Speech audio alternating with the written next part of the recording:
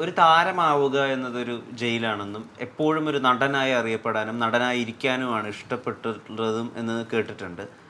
എന്തായിരുന്നു താരവും നടനും തമ്മിൽ ഉള്ള വ്യത്യാസം? താരത്തിനും നടനും തമ്മിൽ, താരം എന്ന് പറഞ്ഞാൽ ഈ ആളുകൾ അങ്ങേറ്റം പ്രശംസിക്കുന്ന രീതിയിലുള്ള കഥാപാത്രങ്ങൾ മാത്രം എടുക്കുന്നവരാണ് താരങ്ങൾ. അവരാണ് താരങ്ങളാവുക. ഒരു ആക്ടർ എന്ന് പറഞ്ഞാൽ അങ്ങനെയല്ല. നെഗറ്റീവാണോ അല്ലെങ്കിൽ പോസിറ്റീവാണോ രണ്ടും കൂടി ചേർന്നതാണ് ഏത് ക്യാരക്ടർ എടുക്കും. ഇപ്പോൾ സിനിമയിൽ തന്നെ ഈ താരങ്ങൾ വരാൻ നേരത്ത് അവർക്ക് വേണ്ടി എഴുതിയ കഥകളായിരിക്കും. അവർക്ക് ആ ഇമേജ് ബ്രേക്ക് ചെയ്യാതെ പോകുന്നവരാണ് താരങ്ങളാവുക. പക്ഷേ ഇമേജ് നോക്കാതെ കിട്ടുന്ന ക്യാരക്ടർ അഭിനയിക്കുന്ന ആളുകളാണ് നമ്മൾ ആക്ടേഴ്സ് എന്ന് പറയുക. ഒരു സമയത്തും സ്റ്റീരിയോ ടൈപ്പ് ആവാൻ സാർ ആഗ്രഹിച്ചിരുന്നില്ല, അല്ലെങ്കിൽ അങ്ങനെ ആവാതിരിക്കാൻ ബോധപൂർവം ഒരു ശ്രമം ഉണ്ടായിരുന്നു എന്ന് തോന്നിയിട്ടുണ്ട്. ഇപ്പം പരീക്കുട്ടി വലിയ ഹിറ്റായതിനു ശേഷം, ചെമ്മീനു ശേഷം അതുപോലുള്ള നിരാശകാമുക കഥാപാത്രങ്ങൾ ബോധപൂർവം തന്നെ അത് ഒഴിവാക്കി എന്ന് കേട്ടിട്ടുണ്ട്. അല്ലെങ്കിൽ നായകനായി നന്മ നിറഞ്ഞ നായകനാവുമ്പോൾ തന്നെയായിരുന്നു പ്രിയയിൽ സംവിധാന സംരംഭമാണ് വില്ലനാവാൻ ഒരു ശ്രമം. ആ ഒരു വാക്കാണ് തെറ്റ്. വില്ലനാകാനല്ല, ഈ സൽഗുണ സമ്പന്നനല്ലാതെ അല്ലാത്തവരും ലോകത്തുണ്ടല്ലോ, അങ്ങനെയുള്ള ക്യാരക്ടേഴ്സ് എടുക്കാൻ. അല്ലാതെ വില്ലനാവുകയാണ്, അതൊക്കെ താരത്തിൻ്റെ ഓപ്പോസിറ്റാണ് ഈ വില്ലൻ. ആ വില്ലനും ആക്ടറുടെ കൂട്ടത്തിൽ വരുന്നില്ല.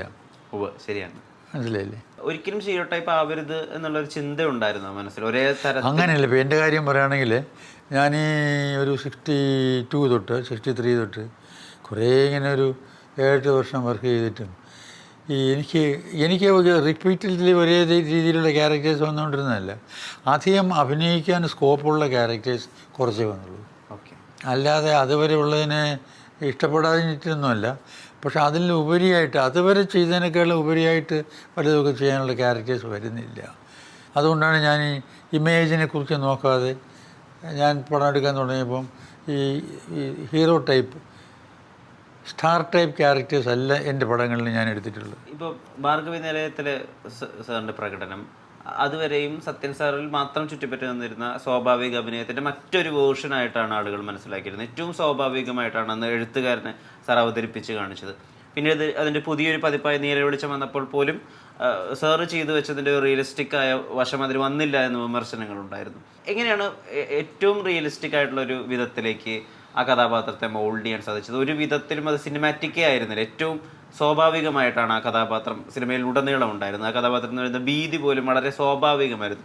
എങ്ങനെ ആ ഒരു ലെവൽ ഓഫ് ആക്ടിങ് അവിടേക്ക് എത്തിയത്? ഇല്ല, നമ്മളത് വായിച്ചു കഴിയുമ്പോൾ നമ്മുടെ മുമ്പിൽ ആ കഥാപാത്രം ഏതൊരു മനസ്സിൽ പതിയുമല്ലോ. അപ്പോൾ അതിൽ കോൺസെൻട്രേറ്റ് ചെയ്ത് കഴിയുന്നിടത്ത് ആ ക്യാരക്ടർ നമ്മുടെ ഉള്ളിൽ കയറും. അപ്പോൾ അതാണ് നമ്മൾ പുറത്ത് പ്രകാശിപ്പിക്കുന്നത്. അല്ലാതെ പ്രത്യേക ഒരു സ്റ്റെപ്പ്, ഒരു പ്രിപ്പറേഷനൊന്നുമില്ല ഇതിന്. ടു അണ്ടർസ്റ്റാൻഡ് ഇറ്റ്, എന്നിട്ട് അതിനെ ഉൾക്കൊള്ളാനും അതിനെ തിരിച്ച് പ്രകടിപ്പിക്കാനും ട്രൈ ചെയ്യുക. സിനിമകൾ സംവിധാനം ചെയ്തിരുന്നപ്പോഴും അക്കാലത്ത് പേരെടുത്ത തിരക്കഥാകൃത്തുക്കളെ അല്ലാതെ സാറിന് ഇഷ്ടമുള്ള എഴുത്തുകാരുടെ വർക്കുകളാണ് പലപ്പോഴും സാർ സിനിമയാക്കാൻ വേണ്ടി ഉത്സാഹം. അത് ആ പ്രോസസ്സിനോടുള്ള ഇഷ്ടം കൂടി കൊണ്ടായിരുന്നു. അത് സിനിമ ഉണ്ടാക്കുമ്പോൾ പൊതുവെ പുതുമുഖം പോലെയുള്ള ഒരാളെ വെച്ച് ചെയ്യുമ്പോഴുള്ളൊരു രസം ഇല്ല. അതുകൊണ്ടല്ല. കാരണം അതുവരെ എഴുതിക്കൊണ്ടിരുന്നവർ മോശക്കാരായതുകൊണ്ടല്ല. ഞാൻ എടുത്ത ആളുകളുടെ നല്ല കൃതികൾ ആരും എടുക്കുന്നില്ലല്ലോ. അതിപ്പോൾ എന്താ പറയുക, അതിന് ഏറ്റവും വലിയ എക്സാമ്പിളായിട്ടുള്ളത് മാനേശ്വരി വിശ്വാമിത്രൻ എന്നുള്ള ഇതുണ്ടല്ലോ. അത് കൈനിക്കര കുമാരയുള്ള സാറിൻ്റെ നാടകമാണ്. അത് ഞാൻ എടുത്തില്ലെങ്കിൽ എഴുത്തതിന് ശേഷവും ആരും കൈനിക്കര കുമാരയുള്ള സാറിൻ്റെ നാടകം അന്വേഷിച്ച് പോയില്ല. ജി ശങ്കരപ്പിള്ളയുടെയാണ് അതിന് ശേഷം വേറെ എടുത്തത് ഞാൻ. പിന്നെ അങ്ങനെ പലരുടെയും ആരും സിനിമയിൽ വളരെ പ്രസിദ്ധരായിട്ടുള്ളവരുണ്ടായിരുന്നില്ല. അത് ശ്രദ്ധിക്കാഞ്ഞിട്ടാണ്, മനസ്സിലായി, എല്ലാവരുടെയും മനസ്സിൽ പെട്ടില്ല. ഞാൻ അന്ന് ഈ വായനയിൽ കൂടുതൽ ശ്രദ്ധ പതിപ്പിച്ചിരുന്നതുകൊണ്ട് ഞാൻ അവരുടെ എല്ലാം പ്രകൃതികളിൽ ഞാൻ എത്തിപ്പറ്റി. അപ്പോൾ അതിൽ ഇഷ്ടപ്പെട്ടതിന് ഞാൻ എടുത്തു എന്നുള്ളതേ ഉള്ളൂ. അന്ന് തൊട്ടേ സാറിൻ്റെ രാത്രി വേളകളിലുള്ള ഉറക്കമൊഴിച്ചുള്ള പുസ്തക വായന, സിനിമ കാണൽ, അത് കഴിഞ്ഞ് രാവിലെ വൈകിയുള്ള എഴുന്നേൽക്കൽ പ്രസിദ്ധമായിരുന്നു. പിന്നീട് ചെന്നൈയിൽ ഷൂട്ടിങ്ങുള്ള സമയത്തും രാത്രികാലങ്ങളിലായിരുന്നല്ലോ അധികവും ഷൂട്ടിംഗ് ഉണ്ടായിരുന്നത്. ഇപ്പോഴും അതേ ഒരു ദിനചര്യ തന്നെയാണോ പാലിക്കുന്നത്? ഇപ്പോൾ അങ്ങനെയാണ് പാലിക്കുന്നത്. ഇപ്പോൾ മറ്റതങ്ങനെയല്ല. മറ്റത് ഒരു കുറച്ച് 60-70 വയസ്സ് വരെയൊക്കെ രാവിലെ 7:30 മണി വെളുപ്പാങ്കാലത്തൊന്നും എണീറ്റ് പോകില്ല. രാവിലെയുള്ള എല്ലാ ഷൂട്ടിങ്ങും അതിൻ്റെ സമയത്ത് പോകുമായിരുന്നു. പക്ഷേ കുറച്ച് പ്രായമായി കഴിഞ്ഞതിന് ശേഷം ഞാൻ പിന്നെ ഉച്ചയ്ക്ക് ശേഷമേ പോകുള്ളായിരുന്നു. ഒരു 2 to 9 ഞാൻ വർക്ക് ചെയ്യുള്ളൂ എന്ന് തോന്നുന്നു. ഇപ്പോഴത്തെ ഒരു ദിനചര്യ എങ്ങനെയാണ്? ഇപ്പോഴും സിനിമ കാണുന്നുണ്ട്, ഇപ്പോഴും OTT പ്ലാറ്റ്ഫോമുകളിൽ സിനിമ കാണാൻ ശ്രമിക്കുന്നുണ്ട്, പുസ്തക വായനയുണ്ട്. ദിനചര്യ ഒന്ന് പറയാം. ദിനചര്യ ഇപ്പോൾ എന്താ പറ്റിയെന്ന് പറഞ്ഞാൽ എനിക്കങ്ങനെ ഇപ്പോൾ നിങ്ങൾ ഇന്നത്തെ പ്രോഗ്രാം കണ്ടില്ലേ, നിങ്ങളുടെ പ്രോഗ്രാം, അങ്ങനെ ഒരു ദിനചര്യ എനിക്ക് വയ്ക്കാൻ സാധിക്കണില്ല. ഇനി മാറിയുള്ള ദിനചര്യ, അപ്രതീക്ഷിതമായിട്ടുള്ള സന്ദർശകരുണ്ടാവുക. അപ്പോൾ എന്തെങ്കിലും ചെയ്യണമെന്ന് വിചാരിച്ചാൽ പകലൊന്നും നടക്കില്ല. അപ്പോൾ ഒരു സിനിമ കാണണമെന്ന് പറഞ്ഞാൽ മനസ്സിൽ കണ്ടു കഴിഞ്ഞാൽ രാത്രി ഒരു 10 മണി കഴിഞ്ഞിട്ടേ എനിക്ക് സിനിമ കാണാൻ പറ്റുള്ളൂ. മനസ്സിലായി? എന്തെങ്കിലും വായിക്കണമെന്നോ, ഇത് അവിടെ 3 പത്രം വരുന്നുണ്ട്, 3 പത്രത്തിൽ 3 ഞാനൊരു 30 പ്രാവശ്യം വീതം എടുത്തിട്ടുണ്ട്. എനിക്ക് വായിക്കാൻ സാധിച്ചില്ല, ആളുകൾ വന്നും പോയി ഇരിക്കുന്ന കാരണം. പിന്നെ ആ രാത്രി അത് വായിക്കേണ്ടത്.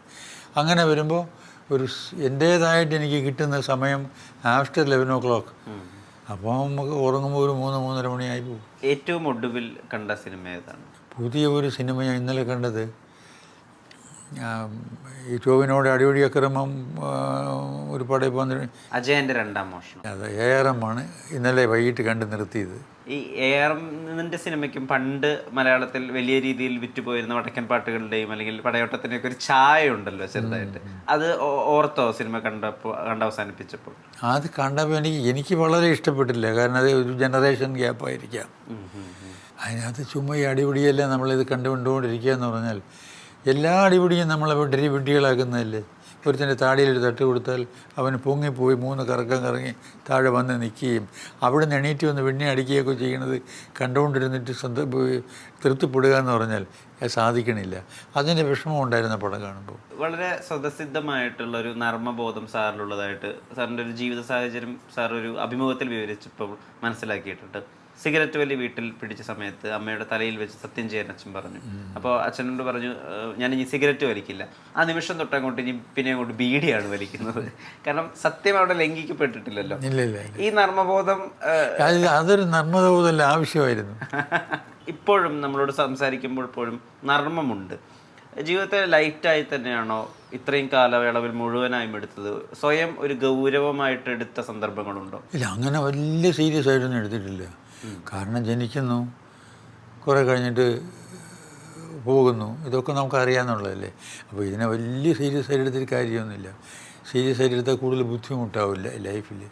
So take it like that. കുറച്ച് ലൈറ്റായിട്ട് എടുത്താൽ സുഖമാണ് ജീവിക്കാൻ. ഇപ്പോൾ 91 വയസ്സാവുന്നു. ഇതുവരെയും ആവുന്നുമല്ല, അത് കഴിഞ്ഞു. 91 വയസ്സ് കഴിഞ്ഞിരിക്കുന്നു. വളരെ വിരളമായ പിറന്നാളുകൾ ആഘോഷിച്ചിട്ടുള്ളൂ. അതും 80-ഉം 90-ഉം ആഘോഷിക്കാൻ അതിൻ്റെ കാരണമുണ്ട്. മാധ്യമശ്രദ്ധ, ആളുകൾ വന്ന് ആശംസകൾ അർപ്പിക്കുന്നു, അതുകൊണ്ടൊക്കെയാണ്. എന്താണ് പിറന്നാളുകൾ, അങ്ങനെയുള്ള ആഘോഷം, അതിനോടൊക്കെ ഒരു വിമുഖത? അങ്ങനെ വിമുഖത അല്ല ഉണ്ടായിരുന്നത്. പണ്ട് ഞാനിവിടെ പഠിച്ചുകൊണ്ടിരുന്ന കാലത്ത് വീട്ടിൽ കാലത്ത് എഴുതി പിറന്നാളുണ്ടെന്ന് എല്ലാവരും കുളിച്ച്, പ്രത്യേകിച്ച് ഞാൻ അമ്പലത്തിൽ പോയിട്ട് തൊഴുത് സ്കൂളിൽ പോകുക അല്ലെങ്കിൽ കോളേജിൽ പോകുക, അങ്ങനെയൊക്കെ ആയിരുന്നു. പ്രത്യേകം ഉണ്ടായിരുന്നെന്ന് പറഞ്ഞാൽ സാധാരണ കഴിക്കുന്ന ഊണിൻ്റെ കൂടെ ഒരു പായസം ഉണ്ടാകും, ഒരു പ്രഥമൻ. അല്ലാതെ ഒരു ആഘോഷമൊന്നും ഉണ്ടായിരുന്നില്ല.